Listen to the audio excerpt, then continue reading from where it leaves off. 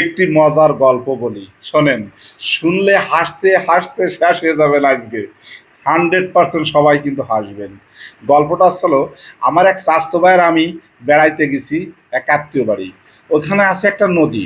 ওই নদীর কিনার দিয়ে আমরা হাঁটতেছি হাঁটতেছি, হঠাৎ করে ওর প্রচণ্ড বাথরুমের বেগ দিছে। আমাকে বলতে, ভাইয়া আমি না বাথরুমে যাব। এখন আমি বলতেছি, বাথরুমে কোথায় যাবো, এখানে তো কোনো বাথরুম নাই আশেপাশে। এখন আছে নদীর কিনার, নদীর কিনারে ভাঙ্গন, ভাঙ্গন বোঝেন?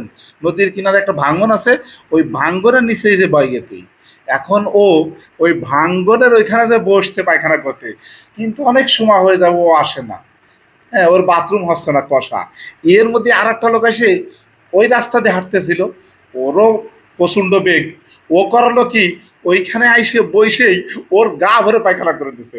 ও তো ওইখান থেকে এক লাফে পানির ভিতরে পড়ে গোসল করে হাসতে হাসতে আসতেছে। আমি বলছি, কিরে তুই গোসল করে আসলি কেন, তুই না গেলি বাথরুম করতে?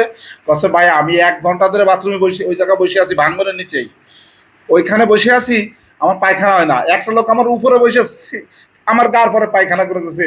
এত পায়খানা করেছে, আমি গোসল করলে যাচ্ছে না ভাই, এই জন্য আমি হাসতেছি, হাসতে হাসতে শেষ।